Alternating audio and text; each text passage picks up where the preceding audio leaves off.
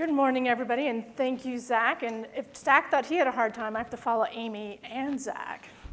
So there's a lot of excitement and some skepticism about using RWE in regulatory settings. Technology has gotten us to this point, and now we as a community of RWE users, generators, researchers, policymakers, and yes, leaders, need to set high standards and then live up to them. Over the next hour, we'll dig into what regulatory grade RWE actually means. Our goal is to have a better understanding of the key quality features that allow confident regulatory decision making. We brought together a diverse and distinguished panel of speakers who will share their perspectives of and experience with regulatory grade RWE. In order for regulatory grade RWE to live up to its full potential across the drug development cycle, we need it to be able to define quality, to measure it, to benchmark it, and then openly report it. And the big question now is, how do we operationalize it? What are the processes and the procedures we need to ensure that the RWE is regulatory grade? So let's drill down on those three quality domains: completeness, clear provenance, and quality monitoring. So when we talk about completeness, our goal is to characterize the availability of each data point in the patient journey across the entire cohort of patients, whether that's 10 or 50,000. Let's say we want to better understand the impact of organ dysfunction in lung cancer patients treated with immunotherapy. All real-world data, whether it's a large cohort or a small cohort, starts at the individual patient level. In this case, Joan could be one patient in a cohort of 1,000 containing advanced lung cancer. We see here the results of Joan's blood work prior to starting immunotherapy from the structured data. She has mild kidney disease and normal liver function. It certainly makes sense to treat her. But what about everybody else in the cohort? Did they have baseline labs? Are the results available? Did the labs actually occur within 30 days of immunotherapy start? What we need is enough information about all patients in the cohort for clinically meaningful analysis about organ dysfunction. This is a completeness table example of what we need to know before we analyze the cohort data. Displayed here is the proportion of patients with analyzable results from structured data. Lab values are normalized and harmonized. Non-analyzable results, such as pending, are removed. And if we have a question about kidney dysfunction, we're actually in a pretty good place. We have a lot of data. We have 99% completeness, which means virtually everybody in this cohort had a creatinine within 30 days of starting immunotherapy. But what if we have a question about the coagulation status based on INR? We need to think a little more carefully. We only have 25% completeness. Oh dear, is that a problem with our data pipeline? Or maybe it's actually expected, because in clinical practice, INR isn't a common lab to get before starting chemotherapy. And this extends beyond labs. ECOG as well, from a structured data point of view, may not have great completeness. But that may not be because the physicians aren't evaluating performance status, but just that the workflow doesn't lend itself well to recording it as a structured piece of data. Another really important quality metric is clear provenance. In the art world, provenance is used to demonstrate authenticity by tracing ownership and location of a work by Renoir or Jackson Pollock. In the RWE world, each data point is also unique and precious, and we need to know where it came from and who touched it and why. So let's take a closer look at Joan's clinical journey. Here is Joan's structured data, including the lab report we saw earlier. Now we add in data abstracted from unstructured documents, biomarkers such as PD-L1 status, adverse events like colitis that impact your treatment, endpoints such as progression. And maybe we link in with external genomics database or have a derived variable to fill in our mortality. In the future, we can add in patient-reported outcomes or data from wearables.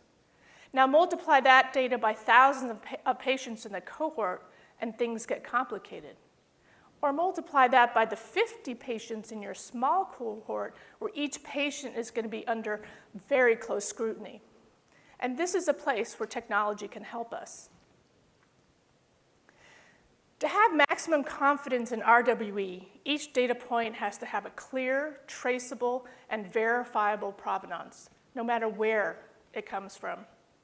This RWE provenance and audit trail is borrowed directly from clinical trial standards. Here, in the black box, we know that Sue Smith abstracts real-world progression. We know which documents she looks at, a radiology report and a clinician note, and we know when she does it. We also know how well Sue did at her last testing for response assessment. If a double abstraction that occurs during quality monitoring identifies a discrepancy, we can look back and try to figure out why. Does Sue need more training? Or maybe it's just a confusing case, an art of medicine kind of situation.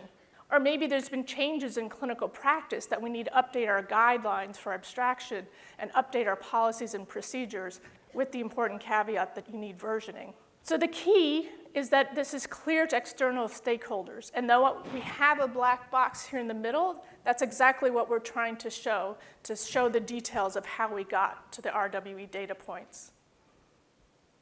So provenance answers the who, what, why, when, and how of each data point. To make all this work, we need systematic monitoring. The goal is not perfection, but having a high enough bar that we can make good regulatory decisions that benefit patients and limit harm. Quality monitoring is a real-time assessment of these factors. Quality monitoring takes time, resources, people, and technology. The elements are risk-based validation, defining and enhancing best practices, quality management and review, and most importantly, measuring and publicly reporting our quality. This quality report needs to accompany each and every version of the data set. This report allows for transparency, identifies bias, and can help us optimize analysis so we get to the right answer. For example, if we have a lot of missing mortality data, that can wreak havoc on our overall survival, and we need to know why. In summary, quality monitoring's goal is to generate clinically meaningful and actionable regulatory grade RWE. We're engaged with submitting RWE across a broad spectrum of diseases, use cases, and regulators. Flatiron RWE has been used as both primary evidence and as supportive evidence. We have use cases for label expansion, initial therapy approvals, trial designs, and others. And we still have a lot to learn, all of us. So now I'm delighted to welcome Amy Abernathy from Flatiron. And do I see Sean Cozen in the audience?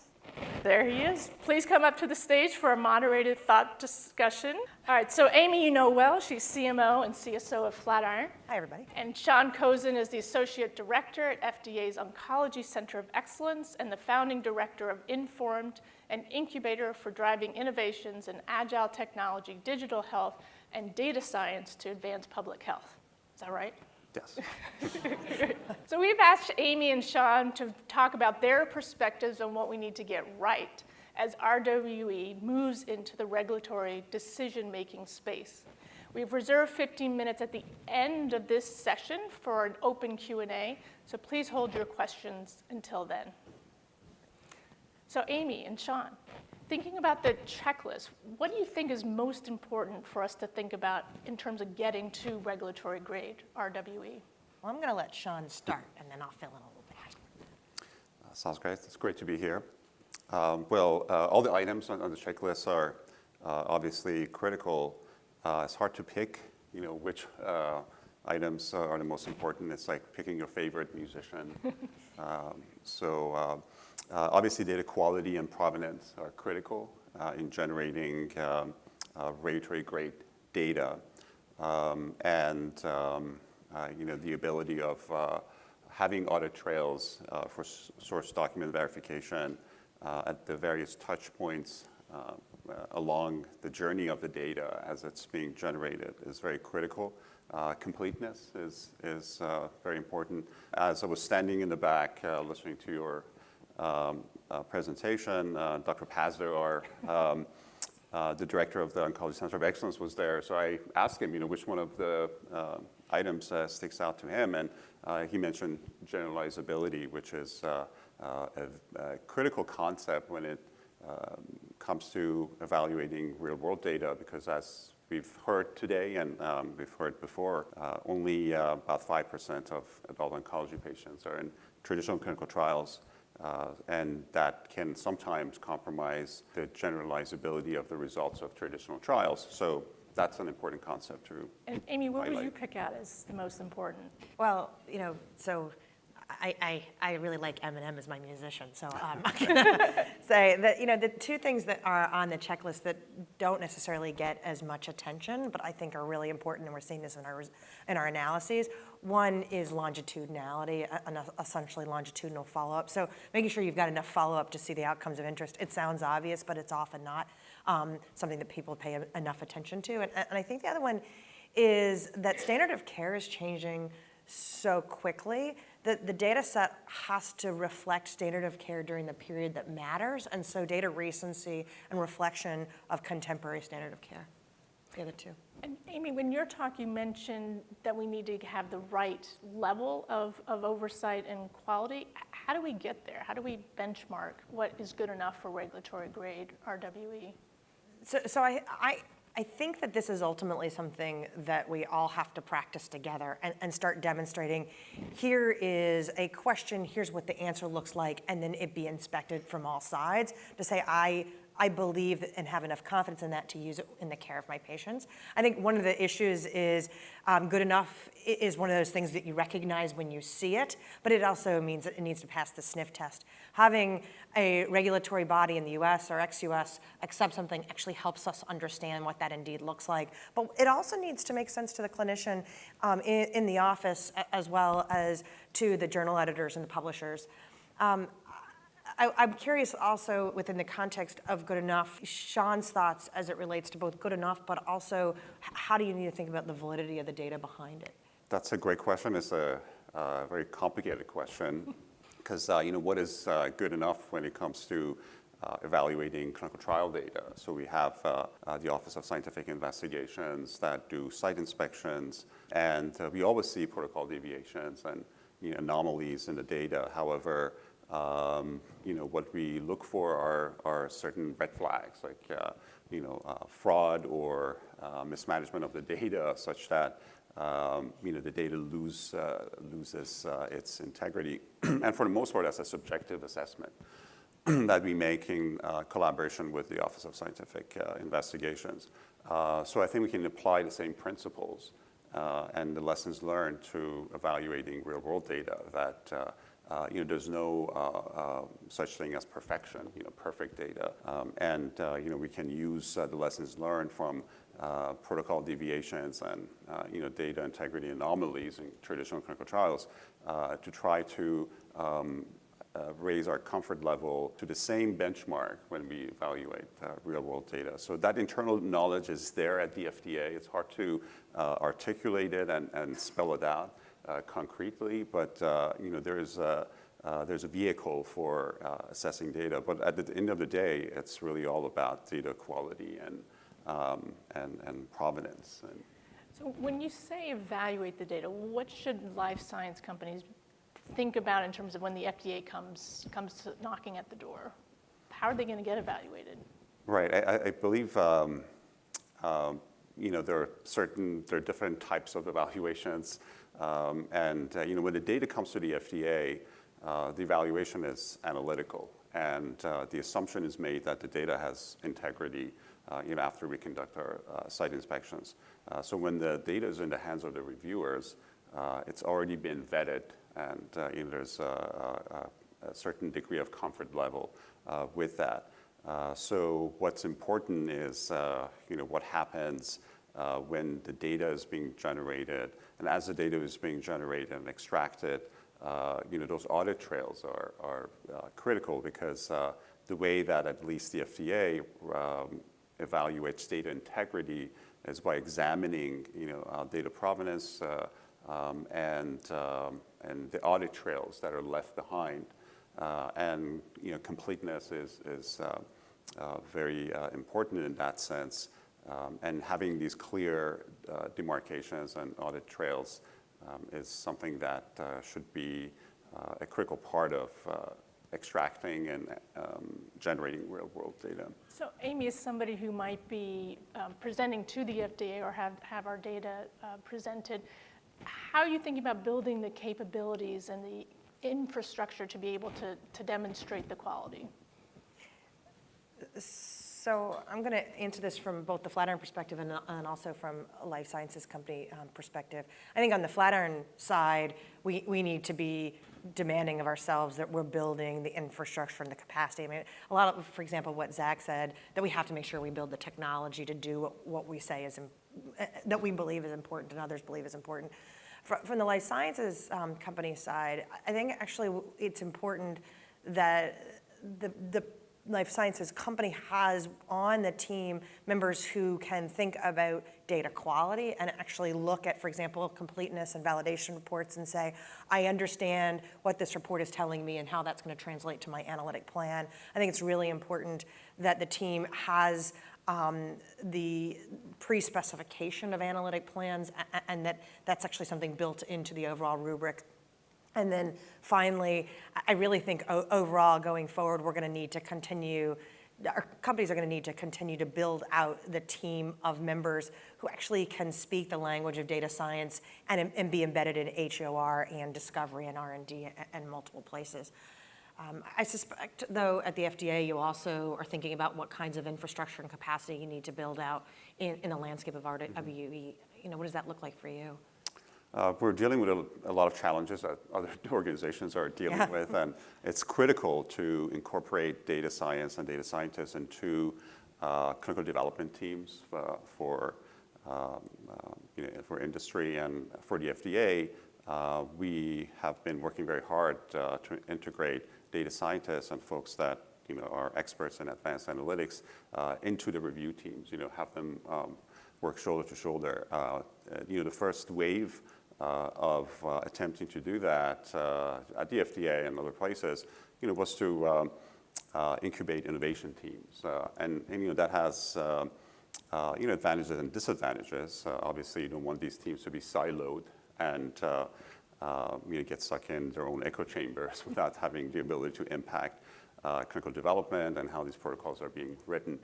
So ultimately, it's about integration and collaboration, because drug development and data science, it's a truly multidisciplinary science, and I think we need to become more comfortable with diffusing some of the traditional boundaries around these disciplines.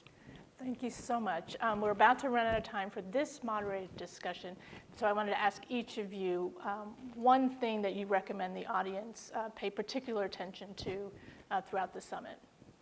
Well, I think the fact that real-world data really speaks to the experience of real-world patients, and I go back to what I mentioned earlier, that we're not capturing the experience of a large group of patients in traditional clinical trials. And when I look at the mission of the FDA is to promote and protect public health, and that is really, we'd like to understand how patients are doing on the drugs that we regulate, both during the drug development process, but also in the post-market setting. And that's the real world. And Amy, what's your recommendation for the audience? I would look at what each other is doing and sort of say, how can I take these examples and what does this tell me about what I can do within my environment? Thank you very much, both of you. We'll hear more from Amy and Sean later in this session. Thank you. Thank you very much.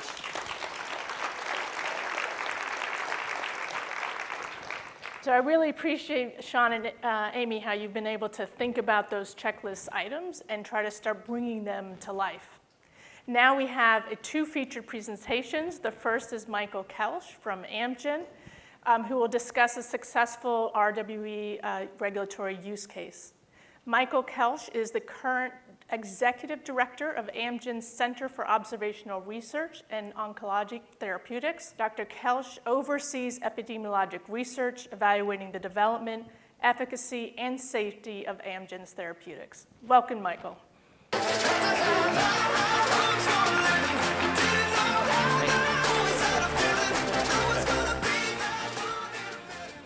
Okay, well, thank you, Rebecca, for that introduction, and thank you to Flatiron for inviting me to talk about this study that we did at Amgen for our Blincyto product for ALL, adult refractory relapse adult leukemia. And I'm going to really dive in deeper some of the themes that have been outlined by Amy and Zach earlier about how we can use the data and what we need to think about with real-world comparators, and just describe how we addressed it in our study.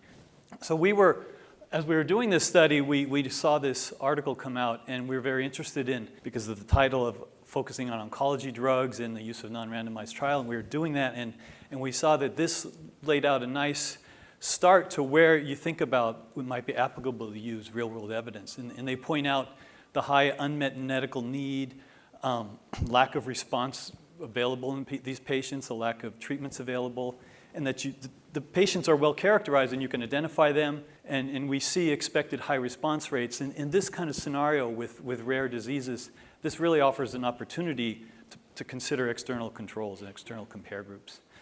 And so generalizing this a little further, if we take the considerations of medical need, disease urgency, the patient population size, and the drug effect size, looking at these characteristics, you can see where the probability of use of real-world data is probably higher when there is a high unmet need and we want to get data to the regulators as quick as we can. And when the disease urgency, it's a serious and life-threatening event, again, we want to move this process along faster and use available data sets. And as discussed earlier about the smallness, the small data size, the rare diseases, it's really hard to get all these data in a trial. You can take a long time to enroll these patients. So the quicker we can bring data to view and discuss, the better. And then also just in the real world evidence parlance, to be able to identify a large effect is quite a bit easier than very subtle effects. So if you're looking at situations where you think your therapeutic has a big impact on patients. And I would say this list is not complete. There's clearly ethical reasons why you might not be able to do a trial. You might be exposing patients to screening activities that is very invasive, and if they're a control group, they don't get any benefit from that, and they've had to go through this long process.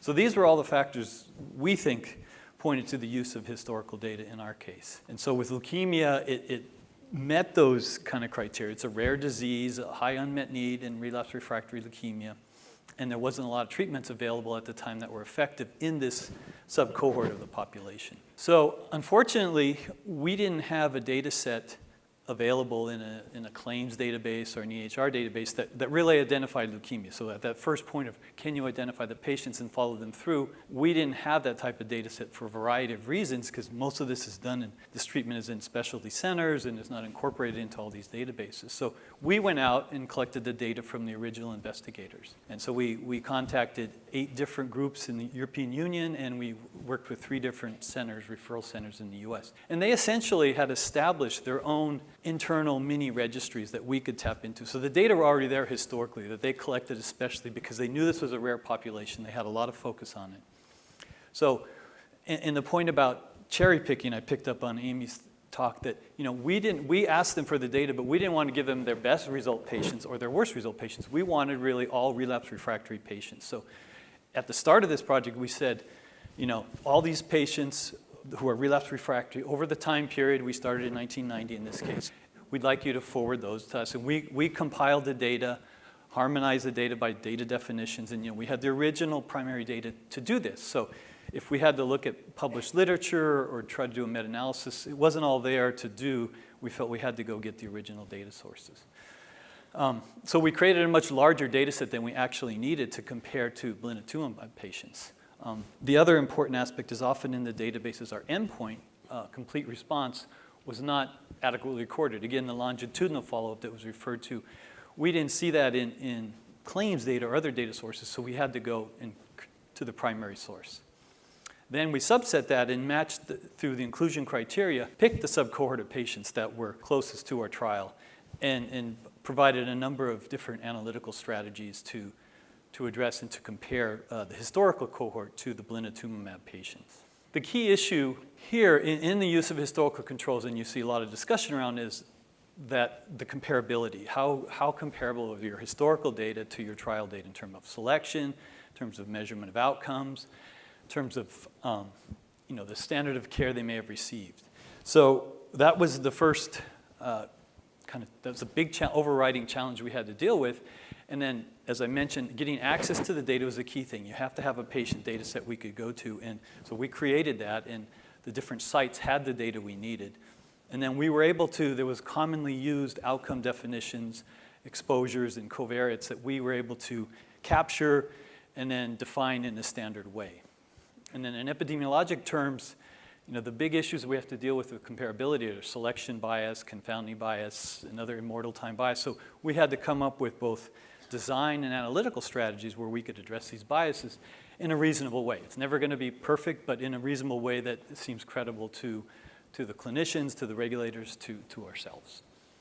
A big concern, too, was also, and it was alluded to earlier, has the standard of care changed a lot across time? And we had a lot of discussion of this, was how constant has the standard of care been during the period? Because it was a debate. The further back in time we go, the larger the sample size, the more statistically robust, but has standard of care changed over that time? And then, is standard of care different across different regions? So when we have these historical comparators, are we able to combine them in a reasonable way and there's not too much heterogeneity? And could that affect our results? So, simple weighted analysis of complete remission. So we have here 3 factors. We looked at their treatment, whether first or later salvage, whether they had a transplant, and then we looked at age groups. And so you see across these different groups, there's different CR rates. You get higher rates in those who have only are in first salvage, like this line 2 here, a 44% rate, and you get lower rates in people who are older and a higher salvage. So we needed to adjust for all this because our patient population didn't look exactly like the historical comparator, and it was different enough that we wanted to adjust. So we just took the only data from really the trial here is the weights for these distribution of covariates, and then we get a historical estimate, and we're able to compare that to our clinical trial estimate at the bottom there. Okay, here we go. So taking it further to apply to the outcome of mortality, survival, I'm showing you here the propensity score analysis. Now, we did all these types of analysis for both outcomes, but just as a flavor of the data, this was looking at the survival of blinatumomab patients versus our historical control, matched for more factors, which we could do in the weighting for the propensity score than we could in sort of the simple approach. But the simple approach was, we felt, transparent, easy to understand, and people could see what's happening in the data, where here it's a little more statistical methods and more mathematics applied. But we adjusted for 8 or 9 different factors and then could see that the blinatumomab was experiencing lower mortality. And regardless if we did some stabilizations of the weighting or the distributions of the propensity score, the results were pretty robust and constant across the different categories. So here we were able to publish both of our results from the historical comparator. The first publication on the right there was the broader data set that everyone could look at and see our larger set of patients. And then the second one focused primarily on the comparison with the blinatumomab patients. And a bit later, actually it's about less than a year or so later, we had our phase 3 trial readout and it was published. And so it was interesting to compare, well, how did the historical comparator look with the phase 3 data? And happy to say that with our comparison group on the CR rates, we can see between the control group in the trial on the right and the historical comparator on the left, it's very similar what we observed in our first study of historical data and then what we found in the control group in the trial. And then finally, looking at survival, very similar finding with the phase 3 data and our historical controls. So that left us feeling like I think we maybe got it right here. So just running out of time, we have 10 minutes. In sum, we were able to address the issues. We took these data to FDA, we had pre-specified it, and it led to a faster regulatory approval. And I can't talk about this study without recognizing the many study collaborators. It was really a collaborative effort. Working with Dr. Gok-Buget in Germany, we were able to identify many different data sources. Thank you very much.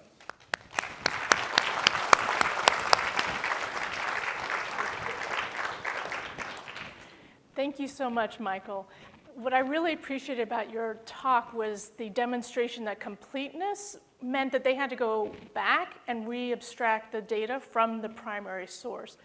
So sometimes it's not good enough to have what the institution had made for their mini registry, but you actually had to go do the hard work of getting that data. So next, I'm very excited to introduce Kathy Sokas, who will be talking about her perspective from the life sciences company about real-world evidence and regulatory data. Kathy is the Janssen Regulatory Head of Regenerative Medicine and Advanced Therapeutics, RMAT, and the Johnson & Johnson Director of RMAT Network, where she ensures global regulatory policy strategies contribute to and support the development of RMAT products across several therapeutic areas. Thank you so much, Kathy.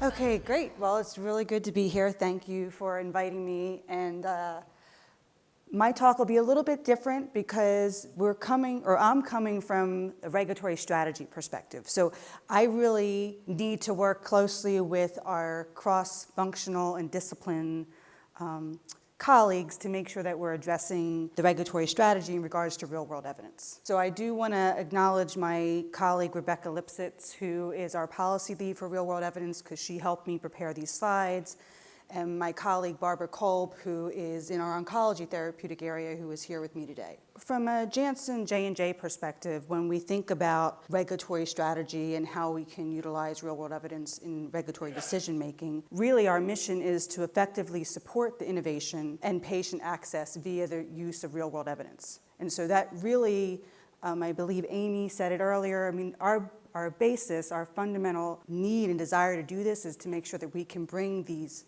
products to patients as soon as possible. So how can we utilize real-world evidence to do that? So I repurposed this slide. I usually use it to say that Global Regulatory Affairs, or a GRA, is involved in an end-to-end process. But really, when we think about it, regulatory, other key functions, it's our compound development teams and our project teams that are multidisciplinary, they have to be, in regards to our strategy. And so we've heard earlier today and throughout the rest of the Flatiron Summit, there'll be multiple examples of where real-world evidence has been utilized, label expansion, safety, market access questions.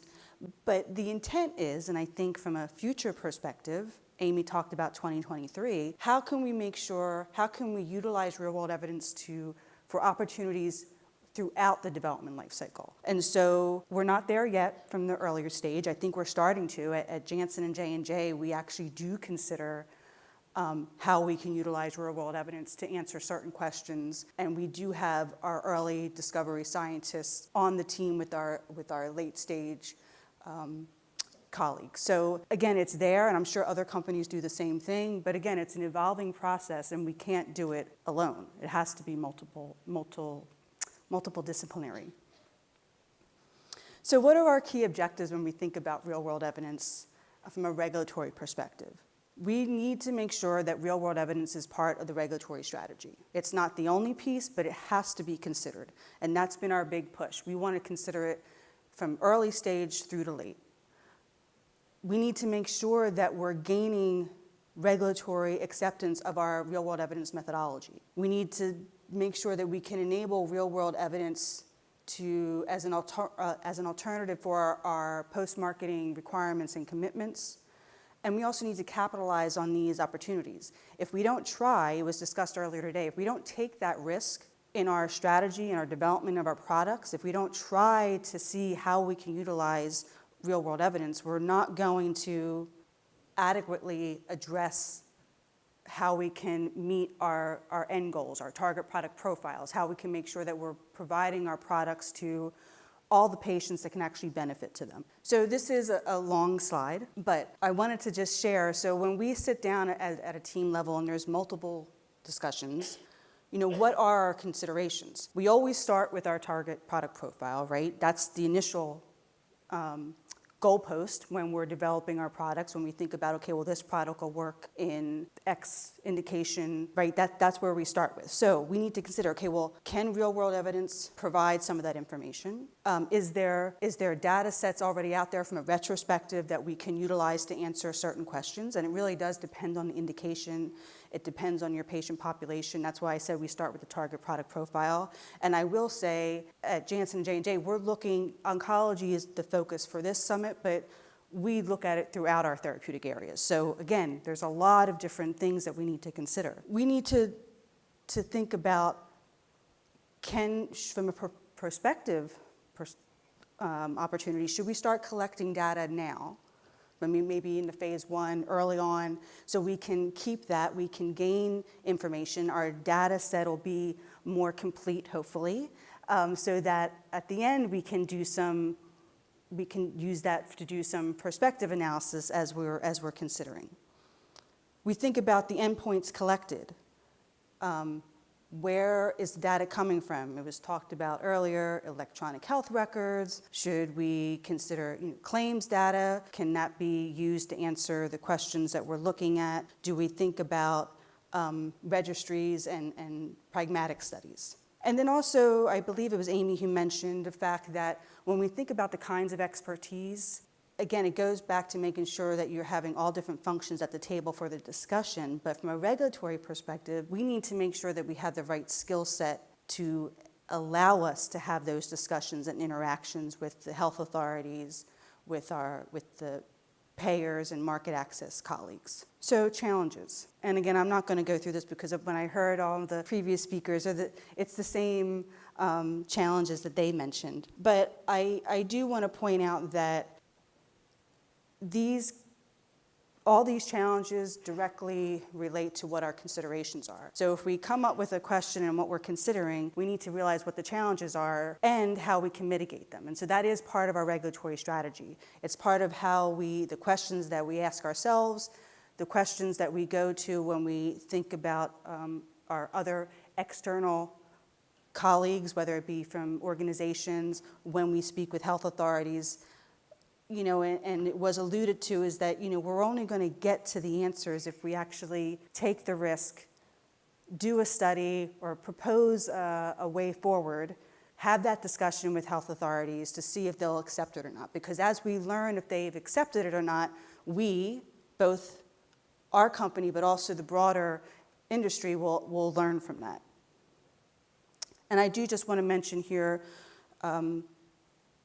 we need to make sure that our informed consents are appropriate because we're going to use that data. And going into the future, it's a different world. So we need to make sure that patients and subjects understand how we utilize that data, that patient privacy is key, that we can't, it's de-identified data, that there is no way for it to be re-identified. Again, it's just something that we, from an industry perspective, need to make sure that we consider. So from an external landscape, yes, there's considerations that we have. We definitely have challenges, but I won't go through this because it was mentioned earlier. But now is the time. There is so much potential for us. We've seen current examples. We know in the future there's so much more that we can do. PDUFA 6, 21st Century Cures, gave us that ability. It gave FDA the ability to really make sure that they're focusing on this. We have the deliverables. So with these deliverables, you've seen that there's activities ongoing. And so besides the Flatiron Summit, but there's workshops and forums that we've already had.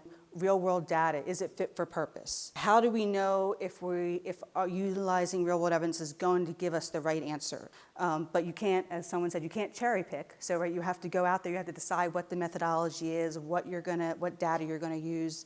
But that's all been part of these external discussions. How we wanna make sure that we don't dredge the data and just get to the answer that we want.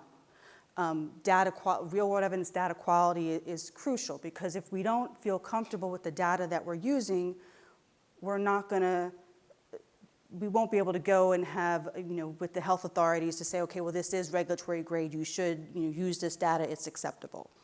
Data standards, guidance development, these are all current activities that are ongoing. Since I'm running out of time, so these are just examples that everyone has probably seen. The first bullet was published in JAMA last year, and I think one of the things when I said about showing examples, so if you can show that real-world evidence can actually replicate what a randomized clinical controlled trial, that kind of just supports the opportunities that we have. And I was missing my summary slide, but my summary slide was going to speak to the point that it takes interactions between industry and regulators and academics to make sure that we're all aligned, because we are all reaching for the same goal. It is a little challenging in regards to depending on what type of indication data sets that are available, but it can be done. We've seen it with the examples that we've had. Thank you.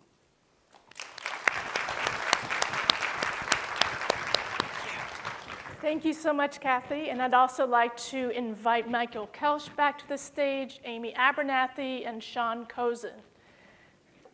And while they're getting seated, I wanted to say, Kathy, I'm so glad that you brought up the concept of patient privacy and consent, because that is a really important component. And I believe is really part of the quality monitoring concept that we've discussed, that you really need to make sure that patients know what's happening to their data. So thank you very much. So this is the open Q&A session. We have 2 microphones in the aisles, and we invite you to ask all of your hard questions to our speakers, both about their perspectives and their experiences. So I'll start. And Kathy, I was curious about how your perspective has changed over time as successful use cases get presented and as technology has changed that makes RWE more feasible. So it definitely has evolved, and I think so it does come down, it was mentioned earlier about risk. And I think as we have seen more examples, both internally and externally, of where real-world evidence could be used, it's easier and more acceptable for us to be able to take the risk to say, okay, well, we do need this funding, because if we can do this study, we can answer X, Y, and Z question. And so that's what's evolved, because 5 years ago, it would have been a harder case, right, to say we need X amount of money. Whereas now, we can show what's actually happening, and so that actually is the big difference that I've seen in the past, let's say, 5 years. I'll ask you, Sean, as well. What have you seen the big difference? What has 21st Century Cures Act impacted how the FDA is thinking about regulatory grade RWE? It's been a call to action in many ways. We were thinking about real-world data before the 21st Century Cures Act, but it really solidified it as a legitimate science, essentially, and that really empowered a lot of folks at the FDA to expand on their existing efforts and really try to connect the dots and harmonize the efforts internally. As many of you know, we've said this publicly, that we're working on developing a framework and guidance, and a lot of those were inspired by the passage of the 21st Century Cures Act. So it was a catalyst in many ways, and it's really moving us in the right direction. I see a question at the microphone. Good morning. My name is Eric Klein. I'm with Eli Lilly and Company, and this question is for Mike and Kathy. I wondered if you could comment on your observations or learnings with regard to your own organizational dynamics as you've brought forward concepts and you've seen teams or your decision makers deal with issues of certainty and uncertainty, risk, and trade-offs. Why do this versus other things that could take you down the same path? So any learning you could comment around your organizational dynamics of how you got support for concepts. Thank you. Michael? Yeah, so I get to start on this. That's a key issue.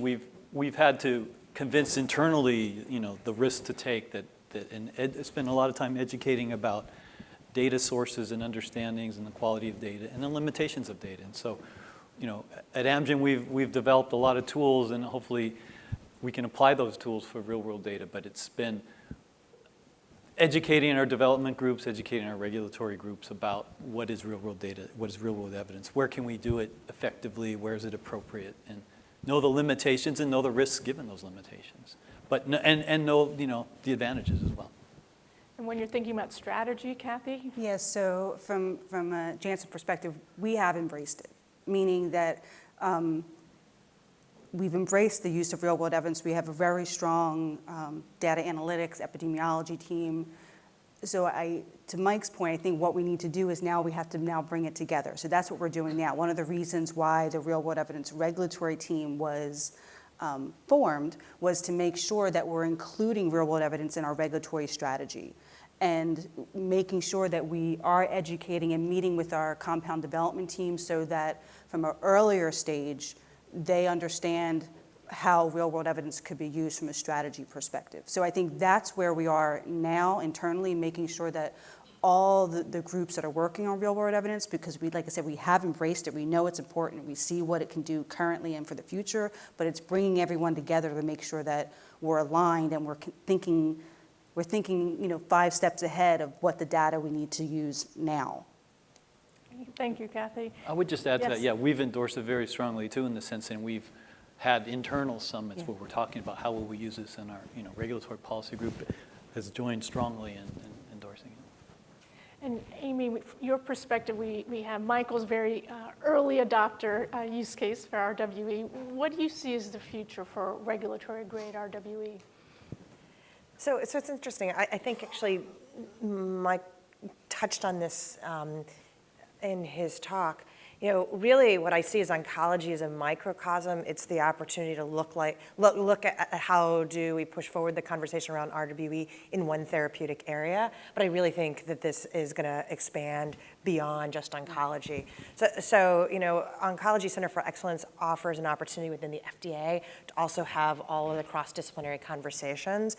And so again, I see that really the future of RWE is learning in oncology about how to do this together and then expanding further.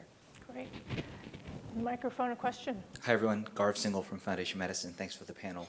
One of the things that feels like it's a major risk with using retrospective data for regulatory purposes is sort of p-hacking on steroids. And I'm curious, both Sean, from your perspective at the FDA and from the Amgen and Janssen perspective, you can prospectively define SAPs and things like that, but what will it really take to get comfortable that that's not a major risk here?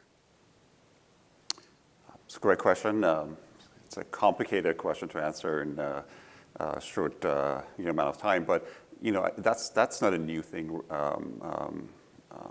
really to the FDA. We've used observational studies as part of regulatory decision making for a long time.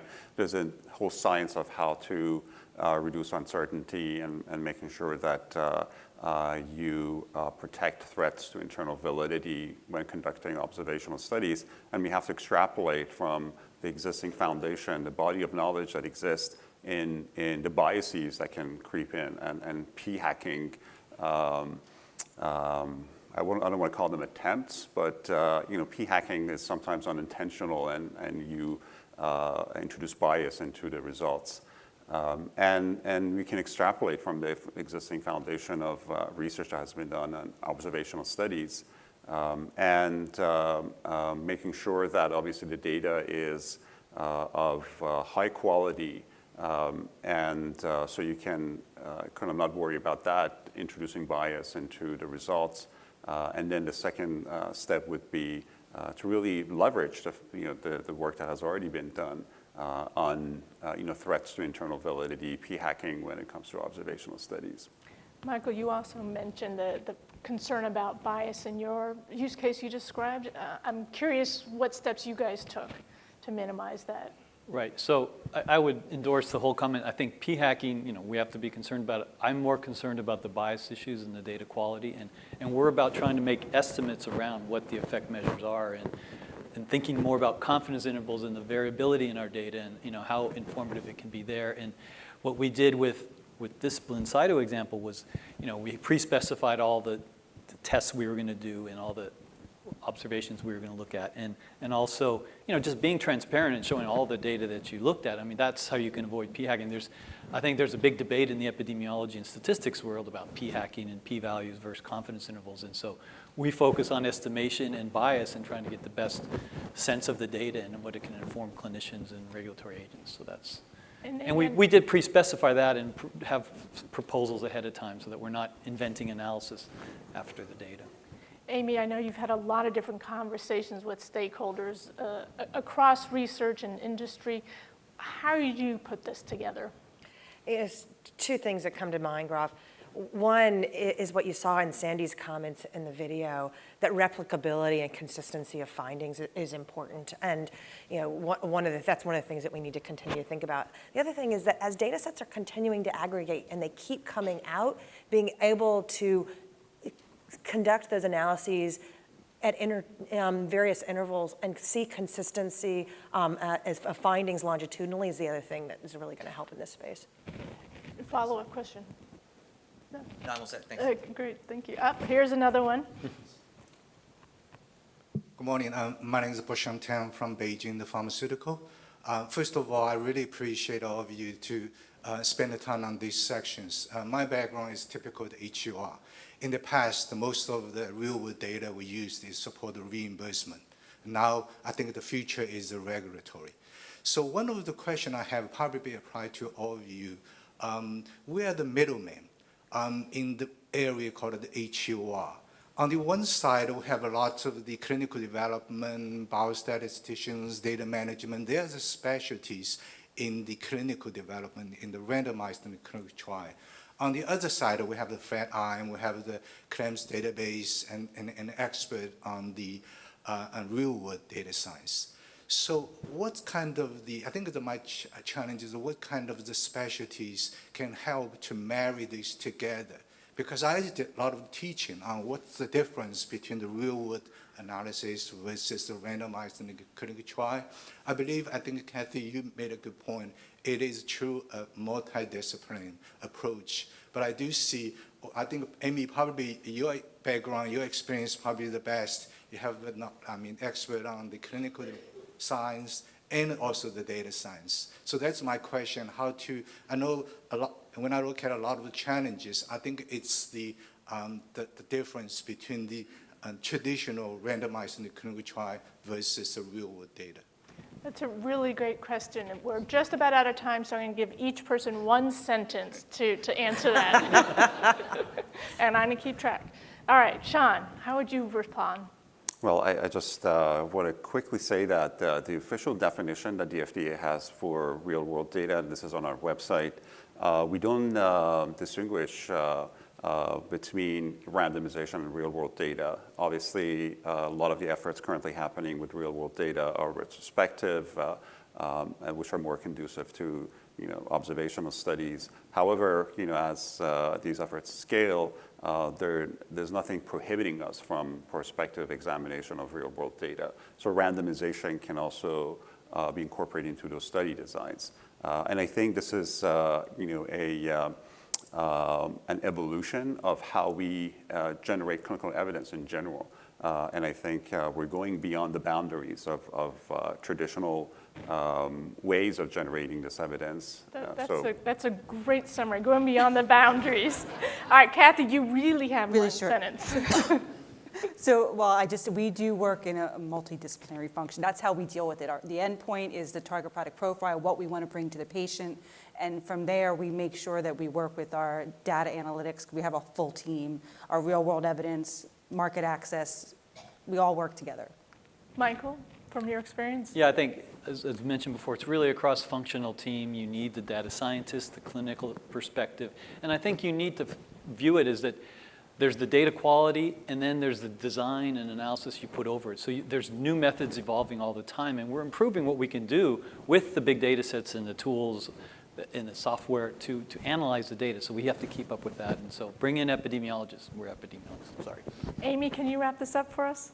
In addition to blending the roles and being able to talk to each other, we need a glossary or a lingua franca. As the person in the middle, you need to be able to have the translation of language to both sides. Great. Well, thank you so much to all of our panelists. Really appreciate your insights.